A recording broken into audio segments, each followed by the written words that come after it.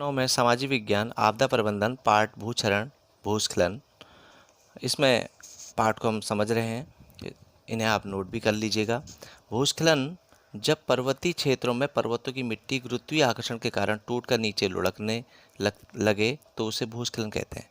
यानी इसको हम ऐसे समझें कि ज़मीन से ऊंचे स्थान यानी ढाल नुमा कोई स्थान है या पर्वत हैं, जब वो टूट टूट के उनकी मिट्टी नीचे को लुढ़क रही है तो वो भूस्खलन हो रहा है। गुरुत्वीय आकर्षण इसमें कहा गया है, यानी पृथ्वी का जो गुरुत्वाकर्षण है उस ऊंचे स्थान की मिट्टी को अपनी तरफ खींच रहा है, जिससे वो टूट टूट कर नीचे लुढ़क रही है। ये भूस्खलन कहलाता है। ऐसी हिमस्खलन कहा गया है जब ग्लेशियरों के जब पर्वत बर्फ़ों के पहाड़ टूट टूट कर गिरते हैं तो उसे हिमस्खलन कहा जाएगा। भूक्षरण जब पृथ्वी में मिट्टी की ऊपरी परत जब हमारे चलने से, हवा से या पानी की बूंदों से या हमारे साधनों के चलने को एक स्थान से दूसरे स्थान में जाने से जब वो ऊपर की परत टूटती है तो उसे भूक्षरण कहते हैं। भूस्खलन के कारक बताया गया है। भूस्खलन के कारक, ये इस भूस्खलन के जो कारक हैं इसमें प्राकृतिक कारक बताया गया और मानव जनित कारक बताया गया।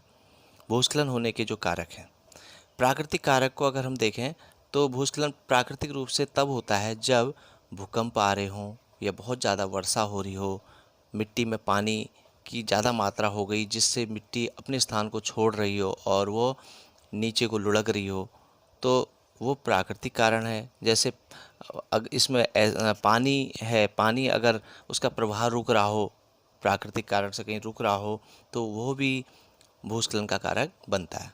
ऐसी मानव जनित कारक में देखें तो मानव जनित कारक आज मनुष्य अपने आवश्यकता के लिए प्रकृति को काफ़ी क्षति पहुंचाता है, पेड़ों को काटता है, निर्माण कार्य करता है, खनन कार्य करता है। तो ऐसे करके भी हमारी भूमि जहाँ पर कमज़ोर पड़ जाती है वहाँ पर बड़े बड़े मिट्टी के टीले टूट टूट कर गिरते हैं, उसे भूस्खलन कहेंगे। भूस्खलन कहेंगे और यही इसके कारक हैं। तो यानी ये प्राकृतिक कारक और मानव जनित कारक आपको इसमें समझाया गया। अब इसमें है भूस्खलन न्यूनीकरण प्रबंधन, यानी हम भूस्खलन को कैसे कम कर सकते हैं। तो इसको कम करने के लिए हमें कुछ इसमें बिंदु बताए गए हैं, उनका पालन करना होगा। संभावित क्षेत्रों की पहचान की जाए पहले, कि भूस्खलन क्षेत्र कौन कौन से, उनकी पहचान की जाए। वहाँ पर उन क्षेत्रों को दीवार लगाकर, अवरोधक लगाकर उनको रोका जाए। उस भूस्खलन क्षेत्र को नीचे से दीवार बनाकर प्रतिरोधक दीवार का निर्माण करके उसको बचाया जाए। वहाँ पर वृक्ष लगाए जाएं, पेड़ पौधे लगाए जाएं, हरियाली लगाई जाए। घास, झाड़ियाँ, वृक्ष तीनों अपना अपना काम करते हैं, उनको ऐसे स्थान पर होना चाहिए। इनकी जड़ें मिट्टी को जकड़े रहती है जो भूस्खलन होने से रोकती है।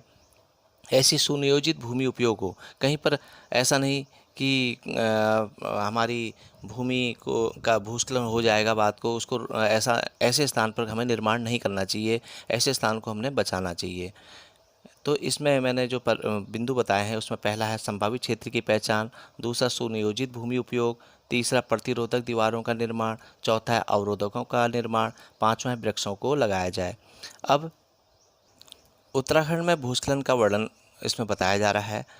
यह राज्य भूस्खलन के प्रभाव के आधार पर विश्व में चौथा स्थान है। यानी हमारा जो उत्तराखंड है पूरी दुनिया में अगर देखा जाए भूस्खलन का प्रभाव उस आधार पर देखा जाए तो उत्तराखंड में विश्व का चौथा स्थान इसमें मिला हुआ है। उत्तराखंड को ही, सिर्फ हम उत्तराखंड की बात कर रहे हैं।